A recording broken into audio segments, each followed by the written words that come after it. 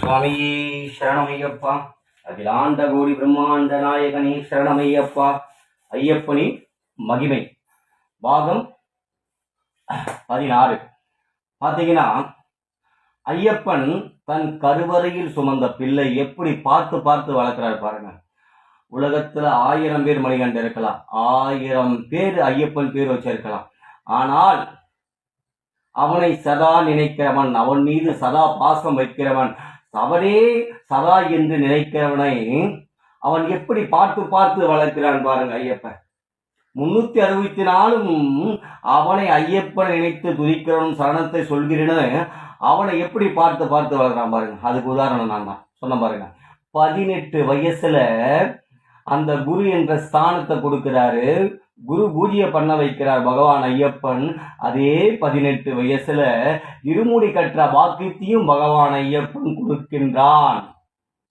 பாருங்க எப்படி இந்த பிள்ளையை பார்த்து பார்த்து வளர்க்கிறான் பாருங்க பரமாத்மா. இருமுடி கற்ற பாக்கியத்தையும் கொடுக்கின்றான், பூஜை செய்கின்ற பாக்கியத்தையும் கொடுக்கின்றார். அதே 18 வயசுல 11வது வருஷம் மலைக்கு போகும்போது பாருங்க, அந்த இருமுடி கட்டுறது கூட எனக்கு எப்படின்னு தெரியாது. ஆனா நீ பண்ணுடா, நான் இருக்கிறேன் என்று அந்த பரமாத்மா சொல்ல இந்த ஜீவாத்மா செய்கிறேன். எனக்கு அப்ப யாருமே பழக்கம் கிடையாது, எந்த குருசாமியும் பழக்கம் கிடையாது, யாருமே பழக்கம் கிடையாது. எனக்கு தெரிந்த ஒரே முகம், ஒரே கடவுள் என் ஐயப்பன் ஒருவன் மட்டுமே. அந்த பரமாத்மா தான் பிள்ளை எப்படி பேர் புகழ் பாருங்க.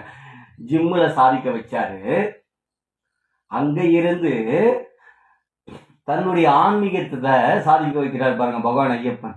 அதான் சொல்றேன், ஒவ்வொரு நிமிஷமும் ஒவ்வொரு நொடியும் பகவான் ஐயப்பன் பரமாத்மா பார்த்து கொண்டே இருக்கிறார் தன் பிள்ளையை.